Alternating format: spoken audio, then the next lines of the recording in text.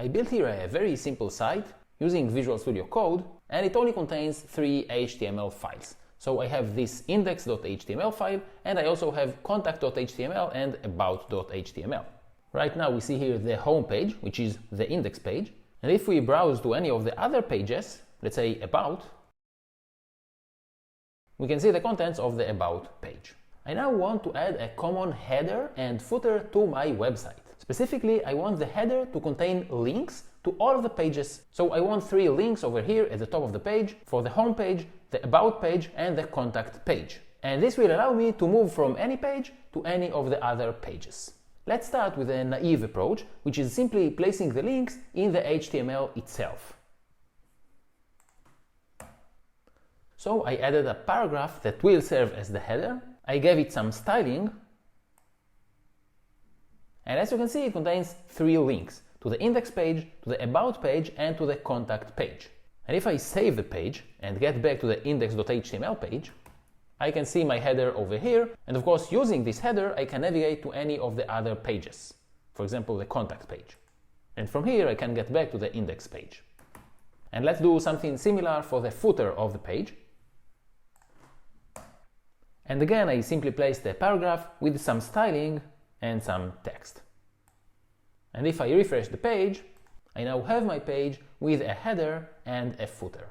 The thing is that I only have them in this specific page, and if I navigate to any of the other pages, I don't have neither the header nor the footer. Now I could of course simply copy the code of the header and paste it to the about page, but that's not what I want to do, because if I simply copied it to all of the pages and then I had to change anything in the header, I would have to change each of the pages individually. And what I want to do is only make the change in one place in a way that will be reflected to all of the pages. So what I'm actually going to do is create my own custom HTML elements. So I add one custom element as the header and one as the footer.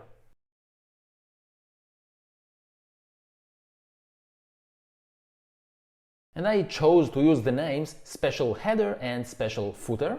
And of course you can choose any name you want, but make sure that the name contains a hyphen. The name of the custom HTML element must have a hyphen. It won't work otherwise. Now, if I save this page and refresh it, I don't see any change, and that's to be expected because these new custom elements were not defined anywhere yet. So what we need to do next is define them. But before defining them, let's copy them to the other 2 pages.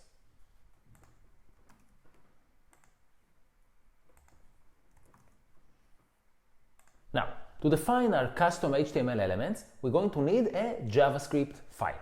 So let's create a new JavaScript file and connect it to each of our HTML pages. And as you can see, I already created the script tag over here, and I also defined it for the about page here and also for the contact page. So we're ready to start writing our JavaScript code. What we're going to define here is a new class that extends the HTML element class. And even if you didn't work much with JavaScript classes before, it doesn't really matter. All that you have to understand is that we have this base class, HTML element, that each and every HTML element extends. Specifically, we're now writing the special header element, and that's why it has to extend the HTML element class. What we're going to implement in this class is the connected callback method. It's a method of the base class, and it's going to run when we connect this element to an actual HTML page. Now, what we want this element to do when we connect it to an HTML page? We want to change its content, such that its content will be the content we want for our header. And to change the content of an HTML element, we can access the inner HTML field. Now, what do we want this content to be?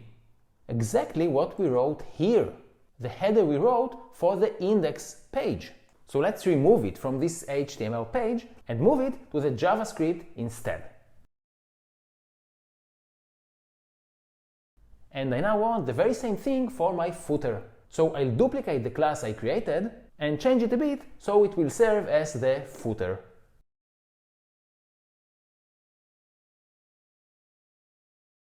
We now need to address one thing that you might have noticed yourself, and that is that the name that we use for our custom HTML element, special header and special footer in my case, is different than the names that I use for my classes.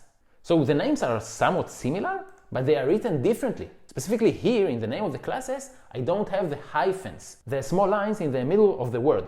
So what we're missing is to somehow link the custom HTML element to the class that implements it. And to do that, we're going to use the customElements.define method. And this method takes two parameters: the name of the custom HTML element and the name of the class that implements it. And let's also do it for our footer. I just noticed a small mistake I made. The name of this function, connected callback, should start with a lowercase letter, like so. And now we should be okay. And that's it. We defined our custom HTML elements and connected them to the classes that implement them. And that's why when we get back to our page and refresh it, we can see our common header and footer. And we're going to see them in each of our pages.